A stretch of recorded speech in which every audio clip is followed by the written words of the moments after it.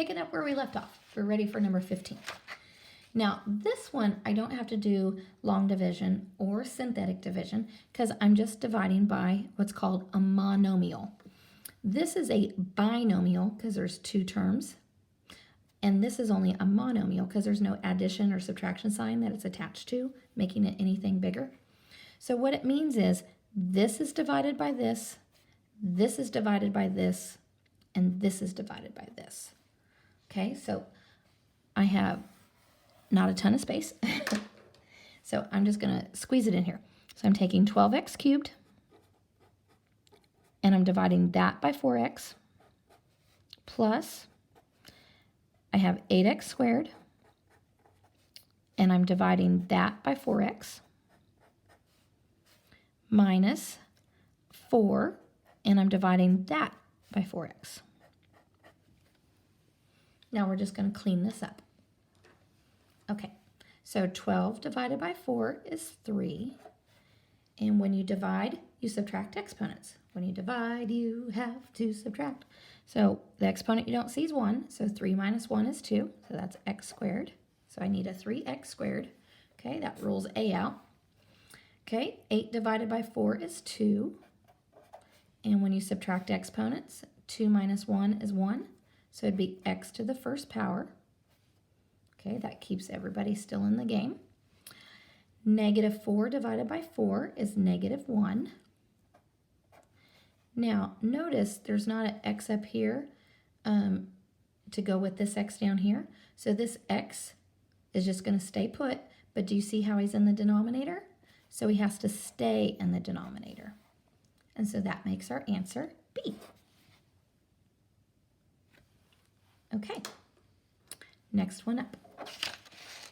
We're back to long division.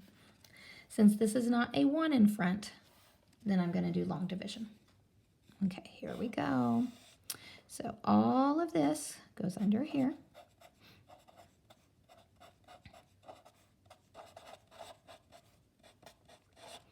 And what we're dividing by goes out here. And you should make sure that you're not missing anything.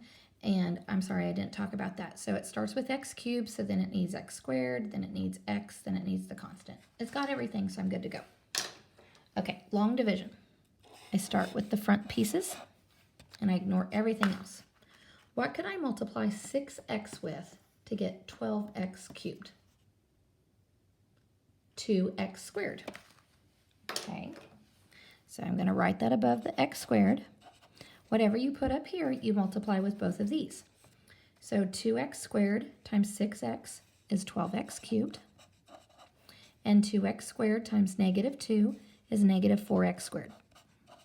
Okay, remember with long division, you're always subtracting. So those zero out. 12 minus 12 is 0. Okay, negative 4 minus negative 4. Do you know what that is? It's 0. Well, if you didn't know that, negative 4 minus negative 4. And it's 0. Okay, so that means there's no x squareds. So I'm going to just put 0x squared. I'm going to drop the next thing down.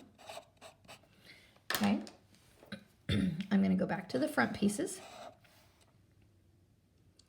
So at this point, I'm trying to figure out what could I multiply 6x with to get a 0x squared? Well, it would just be 0.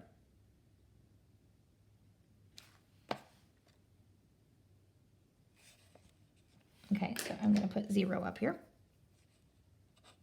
And I could put 0x because 0 times 6 would make 0, and x times x would make x squared. That might be better for you guys. So 0 times this is just 0, and I can put 0x squared.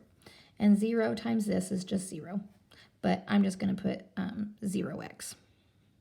And it doesn't really matter if it's positive or negative.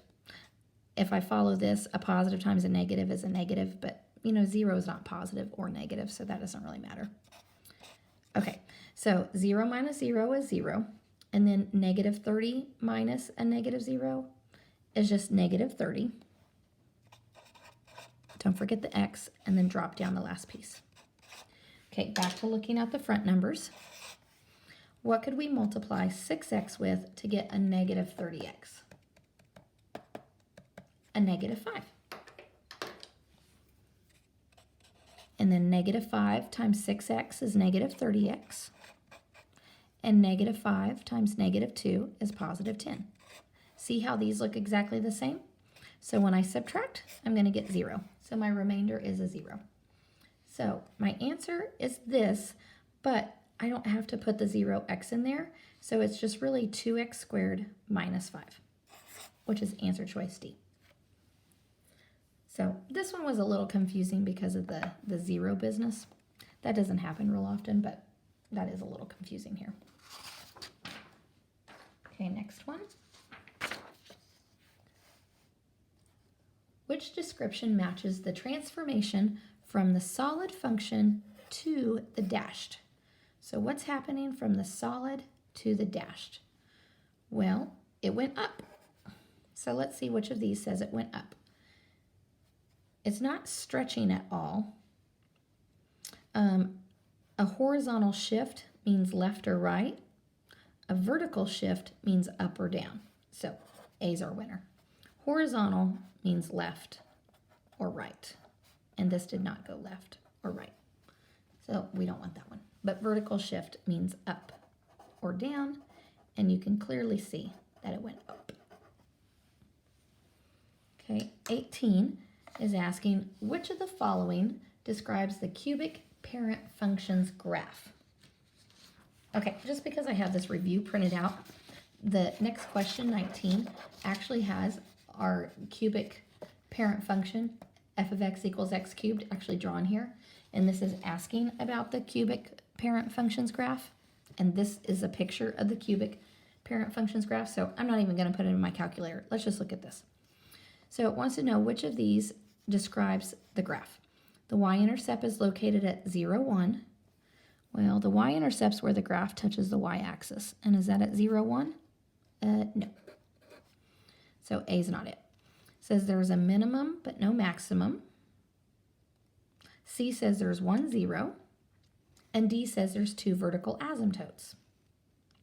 Well, there is 1, 0 because it touches the, or 1 real 0 because it only touches the x-axis once. So C is true. These other two things are not true. Okay, moving on to 19. All right, so it's having us look at this and it wants to know which of these graphs best represents this. Okay, so what do you think the plus 3 inside the parentheses makes your graph do? It makes it go left 3 and the minus 4 in the back, down 4. So which picture looks like it made the parent function go left 3 and down 4? A. Left 3, down 4. And right there, that's the one we want. Okay, last question. Okay, first, odd or even. One end is up, one end is down. That is odd. Even is when they're both up or they're both down. So it is odd, which means it can't be B, that says even, and it can't be C, because that says even. Okay, so now we're trying to figure out the end behavior. I always like to start with what's happening to x. So as x approaches positive infinity, that happens when x goes to the right. So as you go to the right, what's happening to your y's? The y's are going up, which means that they are approaching positive infinity because they're getting bigger, bigger, bigger. Okay, that's true. Okay, let's look at what happens as x goes to the negative infinity. Okay, this happens when you go left. Well, when you go left, your y's are getting what? Bigger or smaller? Smaller, which means that they're headed to negative infinity. So A is true. And if I looked at D, D is not true. And that's it. So hopefully this isn't too bad. I know the long division's a little bit of a stinker, but the rest of it I don't think is too bad.